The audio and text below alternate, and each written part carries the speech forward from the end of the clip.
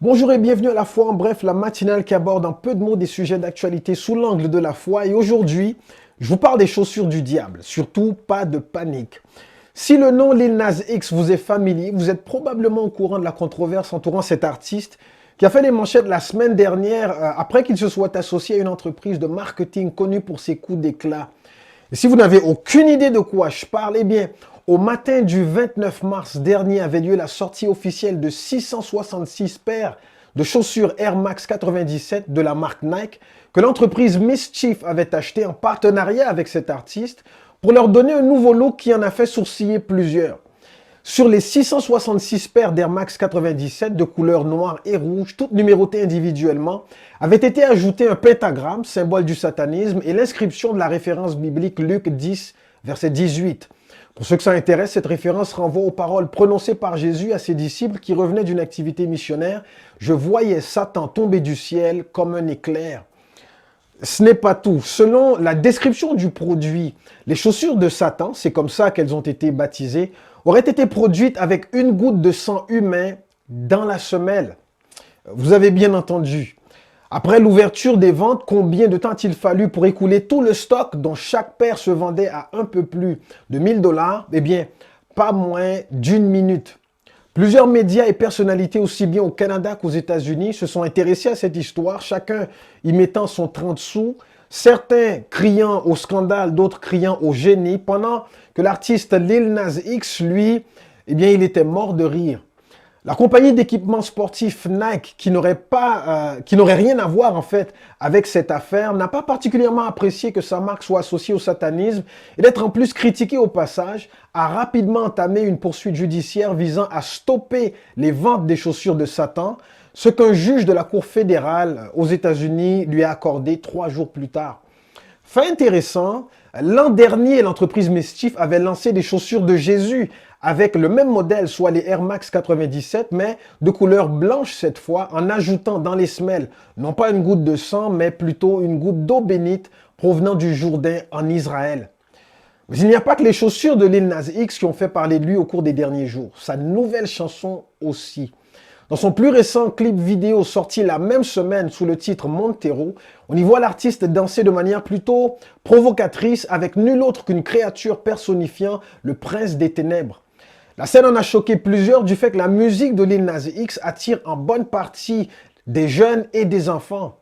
Et pour se défendre des critiques et justifier également ses choix artistiques, le principal intéressé a confié au magazine Time qu'il espère que la vidéo, qui utilise des images classiques pour raconter une histoire de péché, de bannissement et de rédemption, ouvrira un dialogue sur l'omniprésence de la répression parmi les jeunes de la communauté LGBTQ, en particulier dans les espaces chrétiens.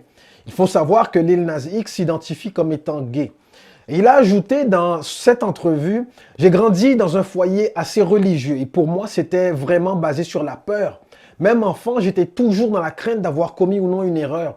Je veux que les enfants de la communauté LGBTQ qui grandissent avec ces sentiments sachent qu'ils n'ont pas à se détester. » Fin de la citation. Si son objectif était de faire parler de lui en bien ou en mal, pourvu qu'on en parle, eh bien disons que la mission est accomplie. Mais la question se pose, comment les croyants devraient-ils réagir face à de telles expressions artistiques et aussi face à des propos selon lesquels les personnes comme Lil Nas X subiraient beaucoup de répression dans les espaces chrétiens? Eh bien, la Bible nous fournit des pistes de réflexion et on en parle tout de suite après la minute gospel. Ça va être chaud.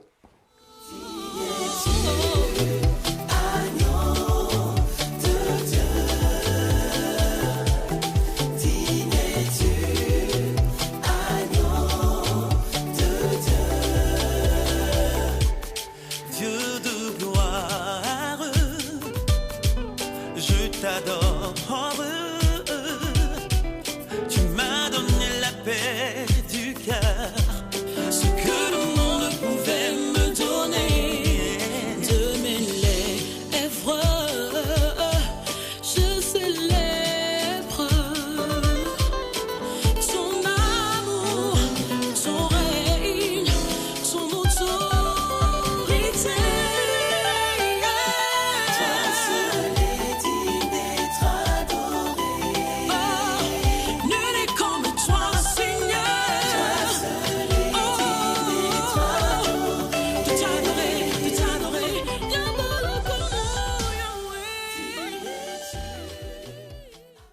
Voilà, nous sommes de retour. Vous venez d'entendre la pièce Dieu de gloire de Africa New Gospel.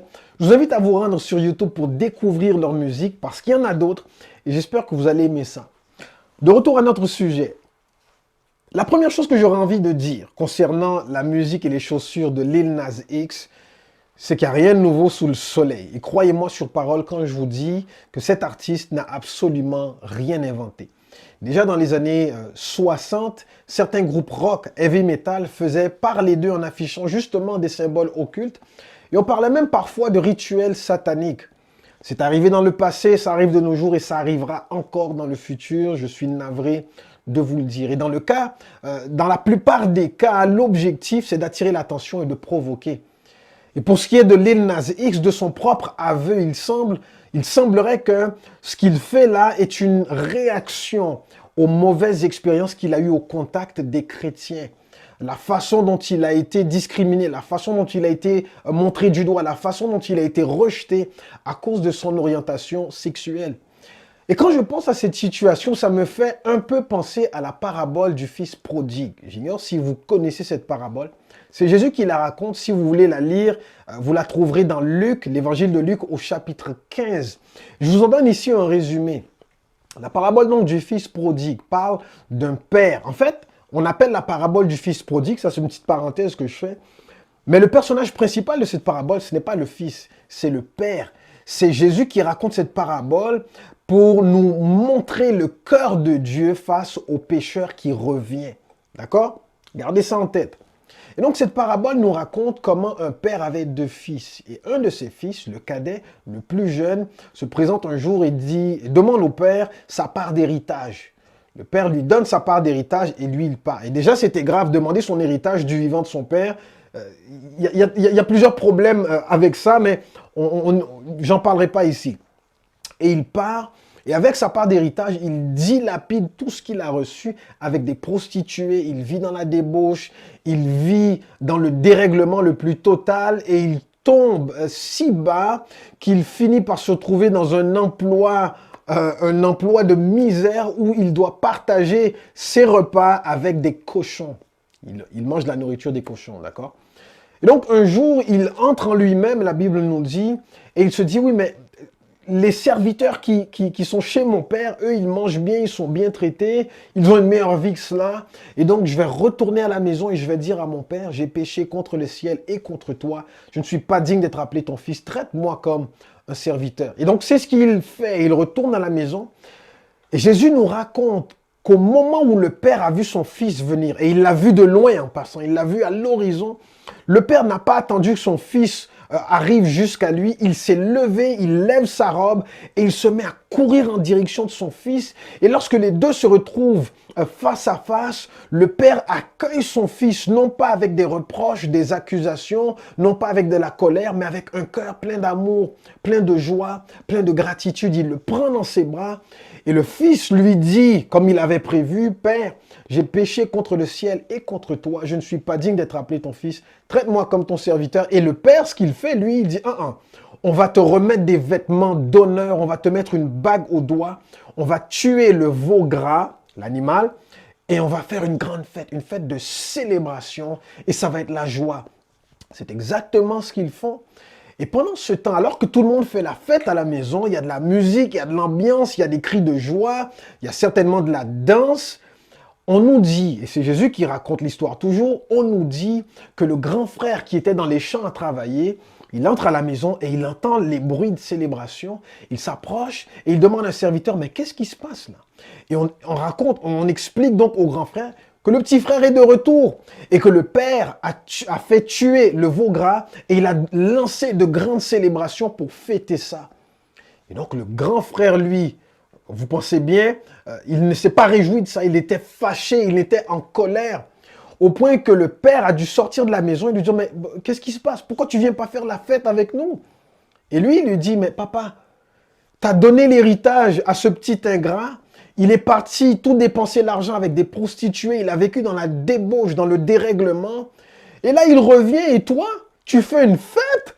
Mais c'est quoi ça? C'est n'importe quoi. Et le père lui dit, écoute, ton frère était mort et maintenant il est revenu à la vie. Et donc, il faut célébrer ça.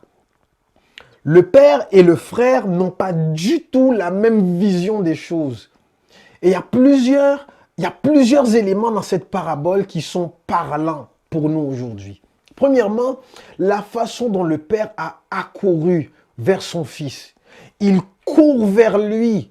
Il n'a pas attendu que le fils vienne jusqu'à lui demander pardon. Non, il a couru vers son fils, il l'a pris dans ses bras, il l'a accueilli. Pas d'accusation, pas de reproche, pas de colère, pas de méchanceté, pas de poing levé. Que de la joie, que de l'amour, que de la reconnaissance d'avoir retrouvé son fils. Et la façon dont le père l'a vu au loin nous indique que le père n'attendait que ça, que son fils revienne. Il espérait dans son cœur que son fils revienne à la vie, retourne à la maison, qu'il recommence à avoir une relation avec son fils. Mais le grand frère, lui, son attitude est tout autre. Premièrement, le fait qu'il se soit mis en colère.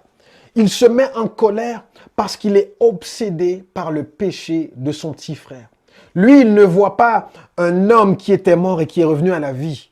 Il ne voit pas une opportunité de recoller les pots cassés. Il ne voit pas là une opportunité de renouer avec son frère qu'il avait perdu, mais qu'il a retrouvé. Lui, il voit là une opportunité d'accuser. Une opportunité de faire connaître, de faire savoir ou de ramener au visage de son petit frère qu'il n'est qu'un pécheur. Il ne voit là qu'une opportunité de punir, punir, punir, alors que le père, lui, le cri de son cœur, c'était se réjouir et se réjouir. Le grand frère était incapable de se réjouir, incapable de pardonner à son petit frère, incapable de voir du bon dans la situation, parce qu'il était obsédé par le péché de son frère. Obsédé par toutes les choses que son petit frère avait commises. Comment il avait osé déshonorer la famille? Comment il avait pu oser déshonorer le père? Comment il a pu oser aller vers des prostituées et vivre de la façon dont il a vécu? Comment est-ce qu'il a osé faire les choix de vie qui l'ont amené dans cette situation? Et à l'attitude, à l'état d'esprit même du frère, on peut présumer que pas une seule fois il a offert à son père d'aller à la recherche du petit frère pour le ramener à la maison. Ça ne lui est même pas traversé l'esprit parce qu'il n'a pas le même cœur que le père. Le grand frère ne comprend pas pourquoi le père est dans la célébration. Il ne comprend pas pourquoi le père n'est pas en colère. Il ne comprend pas pourquoi le père ne cherche pas à punir son petit frère. Parce que le grand frère et le père n'ont pas le même cœur. Et ça nous indique aussi que le grand frère ne passait pas beaucoup de temps avec son père. Il était trop occupé à travailler dans les champs. Il était trop occupé à travailler pour passer du temps avec son père. Parce que s'il avait passé plus de temps avec le père, non seulement il aurait compris que le père avait un cœur affligé, blessé, mais il aurait aussi découvert que malgré l'affliction, malgré la blessure qui était dans le cœur du père, du fait que son petit-fils, que son fils était parti, dans le cœur du père, il n'y avait pas d'amertume, il n'y avait pas de colère. Il n'y avait que de la compassion, que de l'amour et que l'espoir de retrouver un jour son fils qu'il avait perdu. Dans le cœur du grand frère, il y avait de la colère. Dans le cœur du grand frère, il n'y avait que des idées de vengeance peut-être ou des idées de punition. Mais dans le cœur du père, il n'y avait que de la place pour accueillir celui qui était mort et qui maintenant est revenu à la vie. Le petit frère est venu à la maison, on a fait la fête, mais le grand frère ne voulait pas participer. Parce que pour lui, ce n'était pas une occasion de se réjouir, c'était plutôt une occasion de punir. Et parfois, je suis navré de le dire, mais parfois, le grand frère me fait penser un peu à des chrétiens. Pas tous les chrétiens, ok? Me fait penser un peu à certains chrétiens qui, au contact des gens du dehors, au contact des pécheurs, sont plutôt nerveux, agressifs, mal à l'aise, fermés. Et les gens qui n'ont pas d'expérience avec Dieu ont souvent de mauvaises expériences au contact de ces chrétiens-là parce qu'ils donnent toujours l'impression ou le sentiment d'être à l'affût d'une occasion pour vous dire que vous êtes dans le péché et que c'est l'enfer qui vous attend. On dirait qu'ils ne voient pas les opportunités de célébrer le fait que du dehors viennent des gens que Dieu veut restaurer, que Dieu veut relever, que Dieu veut accueillir et transformer. Lorsqu'on a le cœur du grand frère, on a un cœur dur. On a un cœur qui est très différent du cœur du Père, qui lui veut célébrer, qui lui veut accueillir, qui lui veut réparer. Et ce que Jésus nous raconte dans cette parabole nous donne à réfléchir. Réfléchir à l'importance de passer du temps avec le Père. Vous savez, Jésus, lui, n'était pas nerveux auprès des pécheurs. Il n'était pas fermé, ni stressé, ni dur. Il était très détendu autour des pécheurs. Et les pécheurs aimaient passer du temps avec Jésus. Et Jésus était plein d'amour parce qu'il avait compris le cœur du Père. Il avait compris le cœur du Père. Et il comprenait également les souffrances. Il comprenait également la condition dans laquelle se trouvaient les gens qui avaient besoin d'être sauvés. Et c'est ce qui distinguait Jésus des prêtres religieux ou des pharisiens de son époque qui cherchaient toujours à punir et à mettre sur les épaules des pécheurs des fardeaux qui étaient difficiles à porter. Et si on peut bien apprendre quelque chose de l'attitude de Jésus, c'est l'importance pour nous de passer du temps avec le Père pour connaître et comprendre son cœur et d'être également plus ouvert aux autres pour être en mesure de bâtir des ponts qui leur permettront d'aller à la rencontre de Dieu. Parce que c'est la volonté de notre Père. Voilà, ce n'est là qu'une piste de réflexion. Si vous avez une opinion à ce sujet, s'il vous plaît, vous pouvez les partager dans les commentaires. Ça nous fera plaisir de vous lire. Avant de vous dévoiler le mot-clic du jour, je veux vous inviter à vous rendre au gospelvie.com. Si vous êtes à la recherche d'une communauté spirituelle au sein de laquelle vous allez pouvoir découvrir ou redécouvrir la foi en Dieu, grandir spirituellement, également participer à la plus belle mission qui soit, la mission de l'Église. Et si vous voulez tout simplement rencontrer un conseiller spirituel, c'est également possible de le faire et c'est tout à fait gratuit. Le mot-clic de la semaine, c'est « ne lâche pas ». Si vous êtes au Québec, vous savez que nous venons de retourner en confinement. Ça veut dire que les lieux de culte également ont dû restreindre le nombre de personnes ou carrément fermer leurs portes. C'est également une situation, la situation elle est similaire également dans plusieurs villes de France. Je sais que c'est frustrant, plusieurs personnes sont exaspérées, fatiguées, tannées, on veut passer à autre chose. Mais je veux vous dire qu'on va traverser ça ensemble. Vous n'êtes pas seul. Et c'est difficile, ça fait un bout de temps que ça dure, mais ne lâche pas. Il faut continuer de persévérer, continuer de connecter avec la communauté, continuer d'être à l'écoute, être à la recherche de Dieu et continuer surtout de participer à la vie de votre communauté. Parce que la santé spirituelle, ça passe aussi par là. Le hashtag du jour, ne lâche pas, s'il vous plaît. Partagez-le. Voilà. C'est ainsi qu'on termine cette édition de La Foi en bref. J'espère que vous avez apprécié. Surtout, s'il vous plaît, likez, partagez. Si ce n'est pas déjà fait, abonnez-vous aux différentes plateformes de Gospel Vie. Je vous rappelle que nous sommes sur YouTube, Facebook, également Instagram. Je vous dis bonne journée. On se retrouve la semaine prochaine. D'ici là, gardez la foi.